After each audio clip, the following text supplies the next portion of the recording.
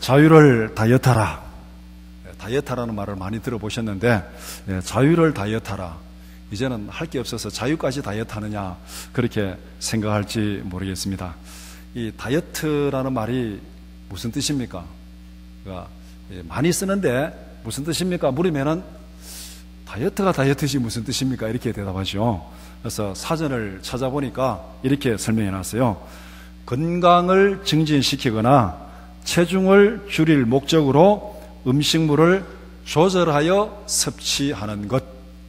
건강을 증진시키거나 체중을 줄일 목적으로 음식을 조절하여 섭취하는 것.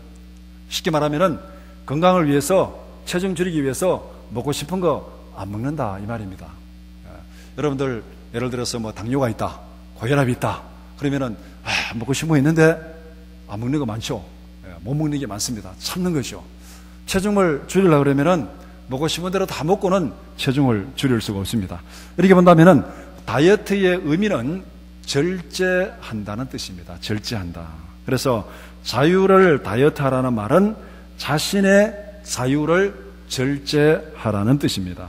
왜 자유를 절제해야 되는가? 내가 자유인이고 내가 할 일이 많고 내가 하고 싶은 게 많고 할 수 있는 게 많은데 왜 자유를 절제해야 되는가? 하고 싶은데 옆에서 억지로 못하게 하면은 그것이 독재고 억압이고 그렇게 되는 것이요. 그러면은 사람들이 그에 반발하고 때로는 막 이렇게 폭력도 행하게 되고 그렇게 됩니다. 그러면은 우리가 자유를 절제해야 되는데 왜 자유를 절제해야 되는가? 오늘 본문에서 예수님께서 설명하는 그 이유를 한번 살펴보고자 합니다. 오늘 함께 읽은 마태복음 17장 22절에서 27절 말씀은 두 개의 전혀 다른 사건을 설명하고 있습니다.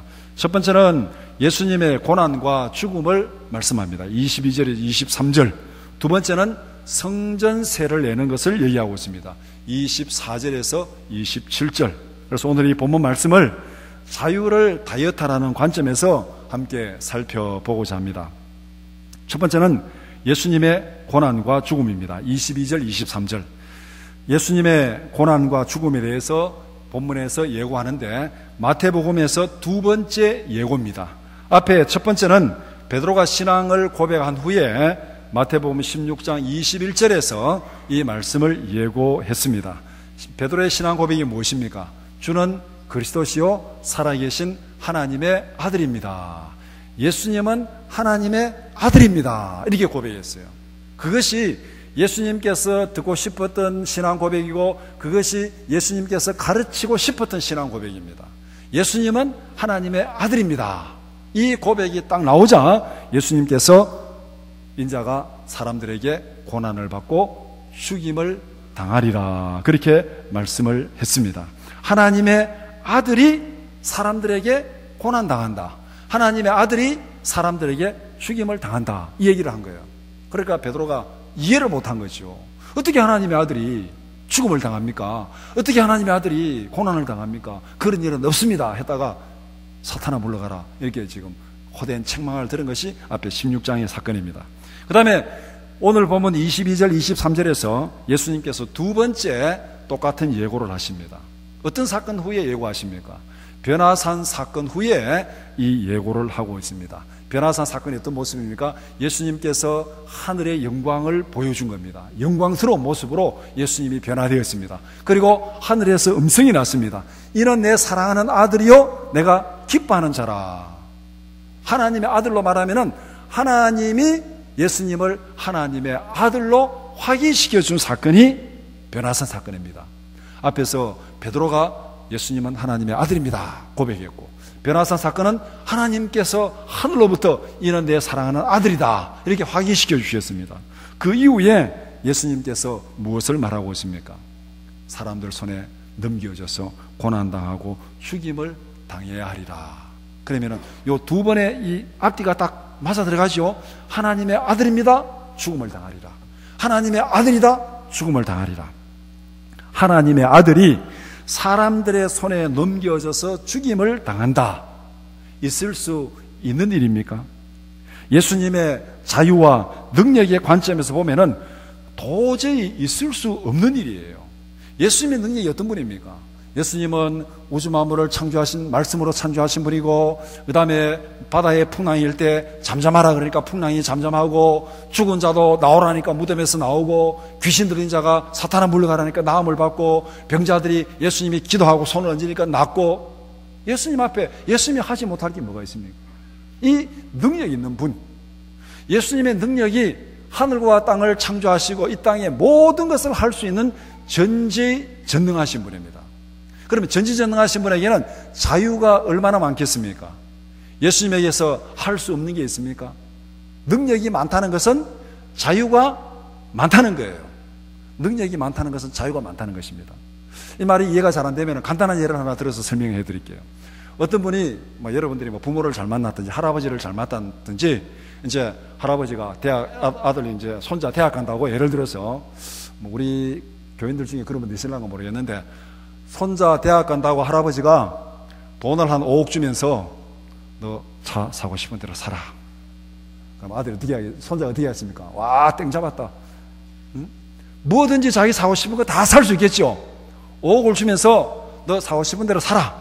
그러면 페라리부터 해가지고 람보르기까지 그냥 자기 사고 싶은 거 다 살 수 있습니다. 선택의 폭이 모닝부터 시작해가지고 외제 스포츠카까지 자기 사고 싶은 대로 다 살 수 있어요. 그런데 할아버지가 돈이 없어가지고, 대학 가는데 참 좋다. 그런데 할아버지가 보니까 이 통장에 500만 원 있는데 500만 원 줄 테니까 너희 가지고 차 사라. 그렇게 말하면은 손자가 정말 고맙죠. 할아버지가 참 없는 돈을 주머니를 털어서 500만 원 주면 정말 5억 준 것보다 더 고마운 돈입니다. 그런데 그 500만 원 가지고 차를 살라 그러면은 선택의 폭이 어떻게 되겠습니까?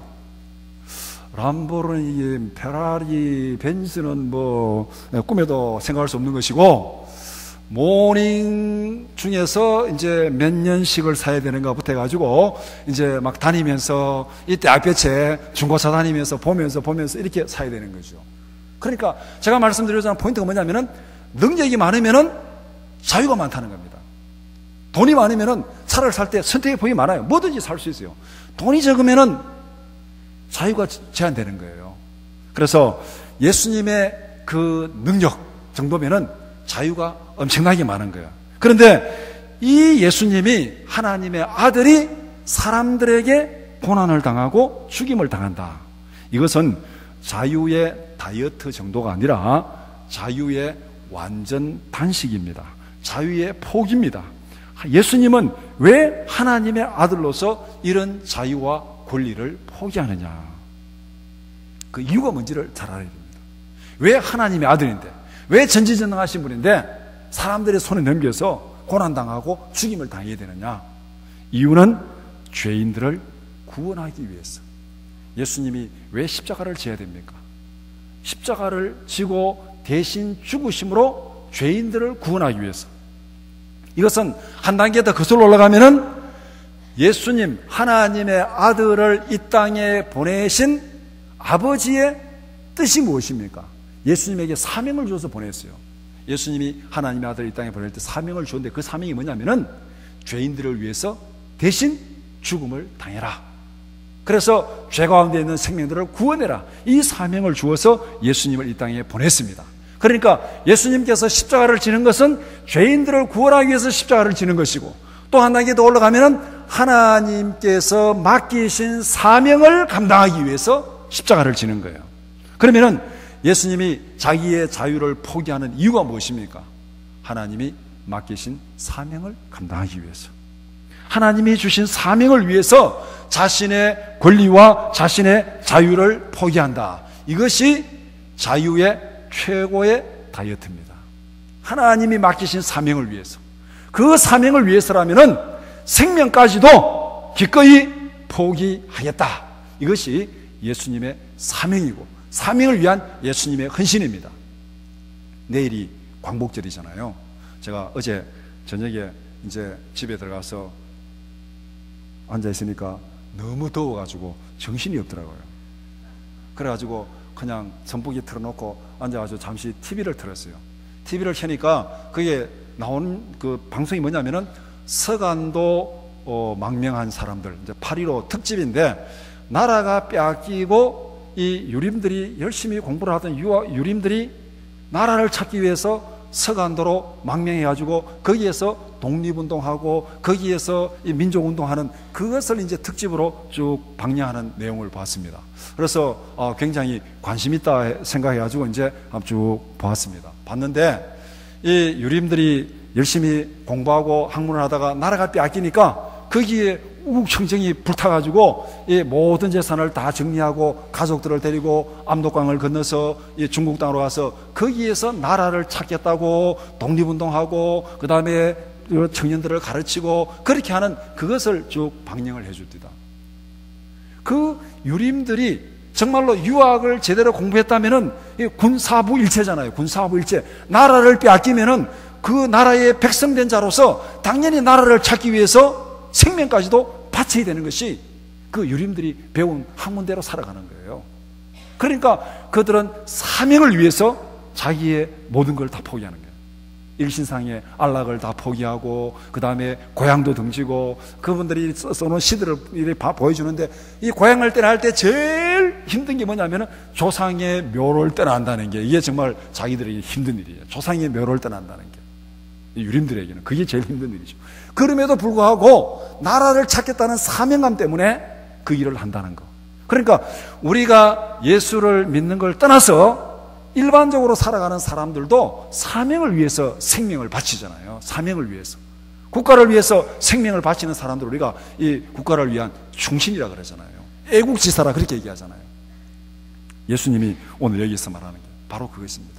자기의 사명을 위해서 자유를 포기하고 자유를 다이어트하는 것. 첫 번째가 바로 자유를 다이어트하라. 첫 번째 이유는 하나님께서 맡기신 사명을 위해서 죽기까지 충성해라. 그것이 예수님이 말씀한 첫 번째 이유고, 그 다음에 두 번째 성전세에 대해서 말씀하고 있습니다. 24절에서 27절 성전세에 관한 내용은 여기 오늘 본문의 세 부분으로 딱 흘러갑니다. 질문, 답변, 실행. 먼저 질문입니다. 24절 반세겔 받는 자들이 베드로에게 질문을 했습니다. 너의 선생은 왜 반세겔을 내지 않느냐? 이렇게 질문합니다. 여기서 반세겔 받는 자는 성전세를 받는 사람들입니다. 성전세는 유대인들, 성인들은 누구든지 1년에 반세겔씩 이제 성전을 위해서 내는 그 세금, 출애굽기에 이렇게 제정된 그것에 근거한 것입니다.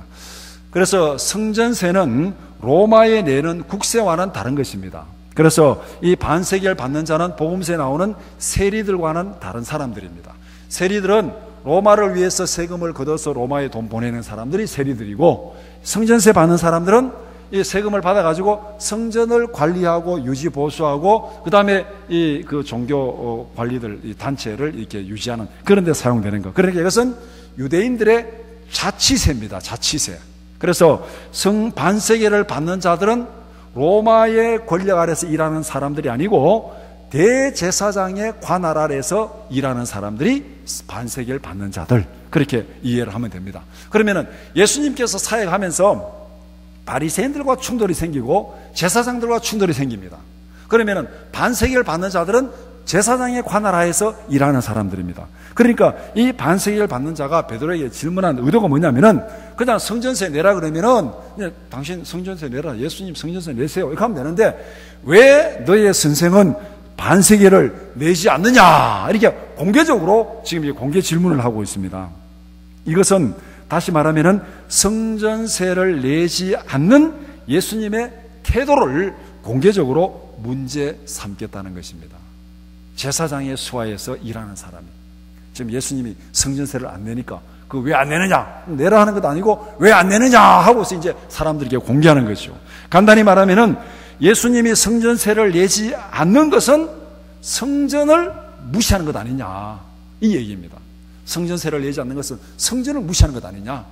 예수님이 가르치면서 성전보다 큰 이가 여기 있다 그렇게 얘기하고 뭐 이런 저런 이 말씀을 가르치는 거 보면은 이 바리새인들과도 충돌이 되고 율법과 충돌이 되는 것처럼 바리새인들은 받아들이고 성전과 충돌이 되는 것처럼 제사장들은 받아들이고, 그러니까 예수님의 행태를 지금 문제 삼겠다는 거예요. 그래서 예수님 앞에 도전적인 질문을 던집니다. 예수님을 공경에 빠뜨리기 위해서 성전에 대한 예수님의 입장을 표명하시오, 지금 이렇게 얘기하는 것이 이 질문입니다. 거기에 대한 답변이 25절에서 27절인데 베드로가 그 말을 딱 듣고 낸다 이렇게 얘기한 겁니다. 베드로가 답이 상당히 빠르죠. 예수님께 물어보다 안 하고 자기가 낸다 걱정하지 마라 낸다. 어쨌든 간에 문제는 거기서 일단 일단락 됐습니다. 왜 안 내느냐? 낸다 할 말이 없잖아요. 낸다는데. 그런데 이제 예수님과 베드로 사이에 이제 이 대화가 이루어집니다. 예수님이 그 모든 일을 다 들었어요. 반세기를 받는 자가 왜 안 내느냐 하고 공개적으로 얘기하니까 예수님도 들었고 베드로가 낸다 하니까 그 말도 들었고 그 다음에 이제 집에 들어왔을 때 예수님께서 베드로에게 질문을 합니다. 임금이 세금을 거두는데 임금이 세금을 거둘 때 백성들로부터 거두느냐 아니면 자기 아들에게 세금을 거두느냐 이렇게 물었어요. 그러니까 이거는 상식적으로 생각할 때 뭐 제가 옛날에 뭐 왕실에서 세금을 냈는지 안 냈는지는 모르겠지만 상식적으로 생각할 때 왕자는 세금을 안 냈겠죠. 그리고 오늘 본문에 베드로가 백성들에게서 거둡니다. 타인에게서 거둡니다. 자기 아들에게서 세금을 거두는 것이 아니고 타인 백성들에게서 세금을 거둡니다. 이렇게 지금 베드로가 예수님 앞에 답변했습니다. 그러니까 예수님이 맞지 아들은 그러면 세금 낼 이유가 없지 않느냐 이렇게 지금 예수님께서 베드로에게 질문을 했습니다. 이렇게 결론을 내린 아들은 세금을 낼 이유가 없다. 나라를 다스리는 임금이 세금을 거둘 때 백성들로부터 세금을 거두니까 그 왕의 아들은 세금을 낼 이유가 없다. 세금에서 면제되는 자다. 이렇게 예수님이 결론을 내렸습니다. 자, 그러면은 예수님이 이렇게 결론을 내린 이유가 뭐냐면은 예수님의 신분과 사명과 관계에서 예수님께서 이 말씀을 하고 있습니다. 예수님은 하나님의 아들입니다. 앞에 베드로가 그렇게 고백했죠. 그 다음에 변화산에서 하나님이 확인을 했죠. 자, 하나님도 인정하는 하나님의 아들, 베드로도 고백하는 하나님의 아들, 예수님은 하나님의 아들입니다. 그 다음에 한 단계 들어가면은 성전은 누구의 집입니까? 성전은 하나님의 집, 하나님의 집. 성전은 하나님의 집이니까 하나님이 그 집의 주인이에요. 하나님의 아들이 성전을 위해서 세금을 낼 필요가 있습니까? 없습니까? 이 말대로라면은 없지요. 성전은 하나님의 집이고 하나님이 그 집의 주인이고 예수님은 하나님의 아들이고 그러니까 하나님의 아들이 성전을 위해서 세금을 낼 이유가 없다는 거예요. 그리고 예수님은 성전보다 더 큰 분이라고 성경에서 말하고 있습니다. 성전보다 더 큰 분이다. 성전보다 더 큰 분이니까 예수님은 성전을 위해서 세금을 안 내도 된다. 이것을 지금 예수님이 말씀하는 거예요. 그리고 예수님은 궁극적으로 성전을 완성하러 오신 분이다. 그렇게 성경은 말합니다.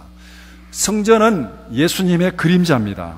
성전에 사는 일이 뭡니까? 성전에서는 백성들의 죄를 대신해서 제사를 드립니다. 매년 백성들을 대신해서 속죄 제사를 드리는 거예요. 성전에서 제사 드리는 것, 이게 한 번으로 끝나는 것이 아니고 매년 반복되는 제사. 히브리서에 가면은 이 반복되는 짐승의 피로 드리는 제사가 이제는 더 이상 드릴 필요가 없다. 왜? 예수님께서 십자가에서 자기의 피로서 우리 죄를 위해서 단번에 영원히 속죄 제사를 드리기 때문에 이제는 더 이상 제사를 드릴 필요 없다. 히브리서에서 분명히 그렇게 결론을 내리고 있습니다. 그러니까 히브리서 결론은 예수님이 죽은 다음에 부활한 다음에 얘기고 지금 상황에서는 아직 예수님이 죽지 않았잖아요. 앞에서 사람들에게 넘겨져 가지고 십자가에 죽어야 하리라 지금 예고된 사건입니다. 그런데 예수님은 이것을 완성하러 오신 분이에요. 성전에서 드려지는 그 매년 반복되는 제사를 예수님은 완성하러 오셨는데 자기를 십자가에 죽음으로 인해서 이제는 더 이상 속죄제를 드릴 필요 없는 영원한 제사를 드렸다. 그러면은 예수님이 죽으시고 부활한 다음에는 성전이 필요하다? 필요 없다? 성전이 필요 없습니다. 성전에서 드릴 제사가 필요 없습니다. 성전은 예수님이 십자가에서 드릴 속죄 대속의 죽음을 예고하는 그림자로 성전이 주어진 것이고 예수님이 오면은 이제 그 성전이 완성되어지는 거예요. 그러니까 예수님은 성전을 완성할 자로 오셨기 때문에 성전세를 낼 이유가 없다는 것입니다. 예수님의 결론은 어느 모로 보나 예수님은 성전세를 낼 이유가 없다. 성전의 주인이신 하나님의 아들이고 성전에서 드려지는 모든 제사를 완성하러 오셨기 때문에 예수님은 성전보다 큰이고 성전세를 드릴 필요 없다. 이게 예수님과 베드로 사이에 주고받은 대화에서 결론을 내린 겁니다. 그 다음에 예수님이 뭐라 말씀하십니까? 그러나 그들이 실족하지 않게 하기 위해서 성전세를 내라, 그렇게 말합니다. 성전세를 내지 않아도 될 예수님이 성전세를 내라는 거예요. 그러면 자기의 자유를 절제한 거죠.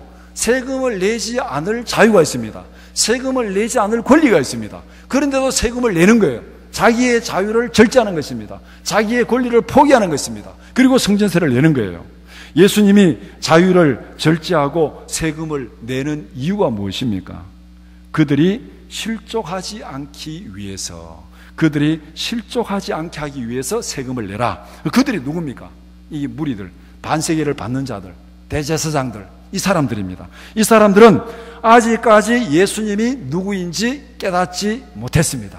예수님이 하나님의 아들인 것을 깨닫지 못한 거예요. 하나님의 아들이기 때문에 하나님의 집을 위한 세금을 낼 필요 없는데, 내가 지금 안 낸다 그러면은 그들은 내가 하나님의 아들인 것을 아직까지 깨닫지 못하기 때문에 그들은 이해를 못한다는 거예요. 이해를 못하면은 그들에게는 마음의 걸림돌이 된다는 거죠. 그러니까 내라. 그 다음에 그들은 예수님의 사역이 무엇인지도 아직 깨닫지 못했습니다.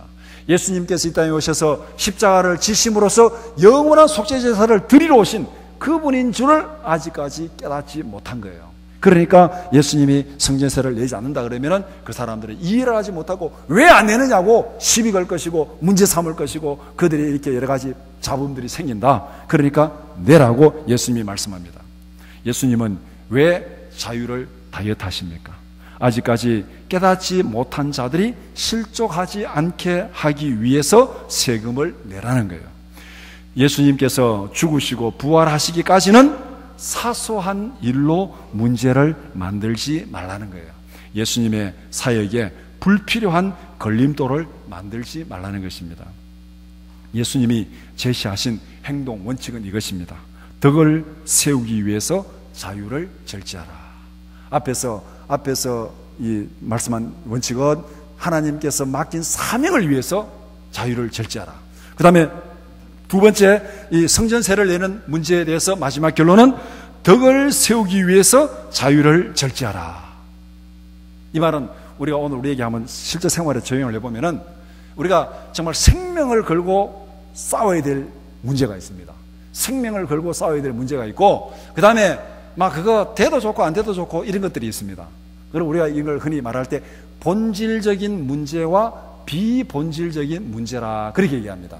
그러니까 정말로 중요한 것은 생명을 걸고도 싸워야 되고, 그런데 별로 중요하지 않은 것은 그냥 양보하면 됩니다. 양보하면 되는데, 요사이처럼 날씨가 되게 더울 때는 우리가 싸우는데 좀 많이 싸우죠. 날씨 더우면 짜증나니까. 뭐 크고 작은 싸움을 말로 싸우든지 치고받고 싸우든지 날씨가 더우면 좀 많이 싸우는데, 우리가 싸우는 대부분이 생명을 걸어야 되는 중요한 문제로 싸웁니까? 정말로 쓸데없는 조그만한 것에 싸웁니까? 쓸데없는 조그만한 것에 싸우죠. 더운데 선풍기 틀고 이래 식사하는데 옆에 와서 선풍기 옆으로 탁 틀면은 나한테 바람 안 오고 옆에 사람이 선풍기 탁 하면은 더운데 왜 선풍기 그리 트냐고. 그부터 시작해가지고 이제 막 짜증나게 싸움하죠. 선풍기 이리 트나 저리 트나 생명을 걸 문제는 아니잖아요, 이게. 근데 그 사소한 거 가지고 우리가 싸워요. 그래서 우리가 살아가는 이 모습을 가만히 보면은 정말 생명을 걸어야 될 때는 안 걸고, 생명을 안 걸어도 되는 데는 굉장히 생명을 많이 걸어요. 그러니까 오늘부터 우리가 아마 조금 더우면 더운 대로 며칠 안 남았어요. 며칠 안 남았어요. 조금 더우면 더운 대로 더운가 보다 하고 그냥 넘어가면 돼요. 그냥 거기에 막 짜증 내 가지고 막 열 받으면은 더 열 올라가잖아요. 더 덥잖아요. 그러면은. 그래서 예수님은 본질적인 것에 생명을 걸지만은 비본질적인 것에는 양보해라. 그거 가지고 걸림돌을 만들어 가지고 이 사명의 본질에 방해되지 않도록 하라. 그것이 바로 덕을 세우기 위해서 자유를 절제하라는 겁니다. 쓸데없는 문제를 만들어 가지고 사명에 방해되지 않게 하라. 그래서 27절에서는 이제 세금을 내는 거예요. 세금을 내라 하고 예수님이 내는데, 어떻게 세금을 내느냐면은 베드로 보고 열쇠를 하나 주고 은행 가서 금고 문 열고 거기에 한 세겔 꺼내 가지고 세금 내라, 이렇게 지금 얘기하세요. 그런데 예수님이 주신 열쇠가 뭐냐면은 낚시네. 낚시대 들고, 예수님이 말한 은행이 어디냐면 갈릴리 바다입니다. 바다에 가서 낚시 던져가지고 고기 한 마리 딱 올라오면은 그 고기 입 딱 열어보면 거기에 한 세겔 들어있다. 그거 가지고 너와 나를 위해서 세금을 내라. 이런 낚시터가 있으면 어떻게 박 터지겠죠. 예. 그래서 세금을 냈어요. 이 말은 무엇을 의미합니까? 이 사건은 예수님은 전지전능하시다는 걸 보여주는 거예요. 예수님은 하나님의 아들이고 예수님은 성전보다 큰 자라는 것을 분명히 이 사건을 통해서 보여주는 거예요. 그래도 예수님은 성전세를 내고 있습니다. 그럼에도 불구하고 덕을 세우기 위해서 성전세를 내라, 성전세를 내는 그 행동까지도 지금 이 사건을 입증해주고 있는 그 모습이 오늘 본문의 말씀입니다. 그래서 오늘 본문이 우리에게 말씀하는 적용의 원리는 이것입니다. 자유를 위해서 자유를 다이어트하라, 자유를 다이어트하라. 자유를 다이어트하라는 말은 다른 말로 말하면 자유를 절제하라. 자유를 절제하라. 자유를 절제해야 될 이유가 무엇입니까? 왜 절제해야 됩니까? 우리 흔히 말할 때 내가 왜 절제해야 되는데, 뭐 내가 너보다 못하냐? 뭐 내가 너보다 못한 게 뭐냐? 내 밥 먹고 내는데 왜 차별받는다 생각하면 사람들이 뭐 진짜 요만한 거 가지고도 열받습니다. 사람들이 그러잖아요. 5.26에도 이게 불 쬐지 말라 그러면 열받잖아요. 그렇죠? 5.26에 더운데 난로가 전혀 필요 없어요. 근데 거기에 불 쬐는 옆에 와서 야, 불 쬐지 마 그러면은요, 상처받습니다, 거기에. 그냥, 아이고, 덥다고 그냥 이렇게 돌아설라 하는데 옆에 와서 하지 마 그러면은 기분 나빠서 해야 됩니다, 거기에. 그렇죠? 우리가 이 차별받는다 생각하면은요, 우리 참지를 못해요. 그런데 우리가 자유를 절제하라. 차별 때문에 내가 못났어, 아니면 내가 뭐 억눌려가지고 억압받아서 그렇게 하는 것이 아니고 예수님께서 두 가지 이유로 자유를 절제하라. 첫 번째는 하나님께서 맡기신 사명을 이루기 위해서 자유를 절제하라. 하나님이 맡기신 사명을 위해서라면은 죽기까지 순종하라. 죽음까지 불사하는 것이 내 자유를 완전히 포기하는 거잖아요. 자유의 다이어트가 아니라 자유의 단식까지 하라.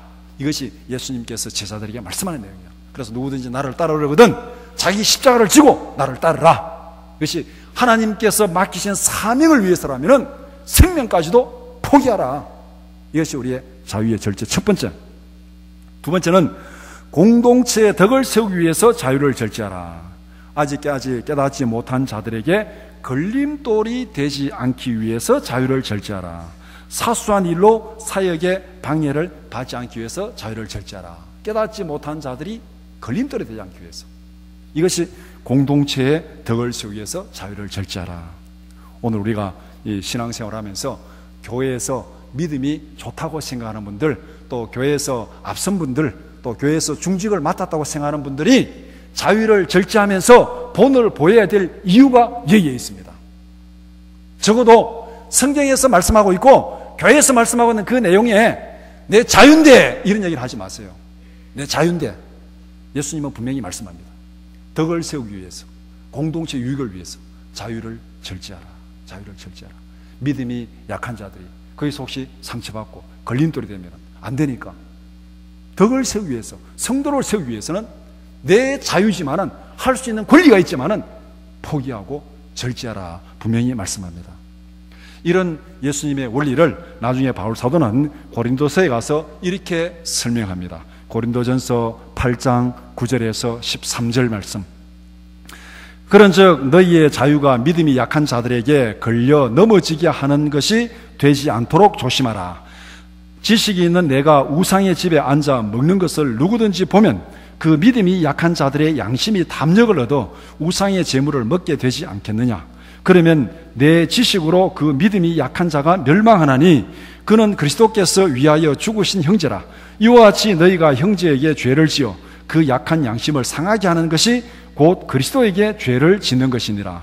그러므로 만일 음식이 내 형제를 실족하게 한다면 나는 영원히 고기를 먹지 아니하여 내 형제를 실족하지 않게 하리라. 여기서 바울이 자기는 자유가 있지만, 고기를 먹을 수 있는 자유가 있지만 그것이 형제를 실족하게 한다면 나는 영원히 고기를 먹지 않겠다. 내 자유를 포기하겠다. 그러면서 설명한 내용이 뭡니까?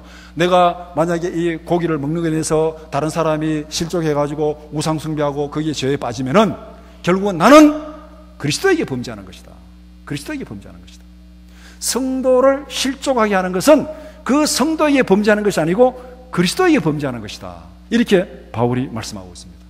이렇게 본다면은 우리가 교회에서 믿음의 앞선 자들이 아직까지 깨닫지 못한 자들, 아직까지 믿음이 약한 자들에게 본을 보여야 될 이유가 바로 여기에 있습니다.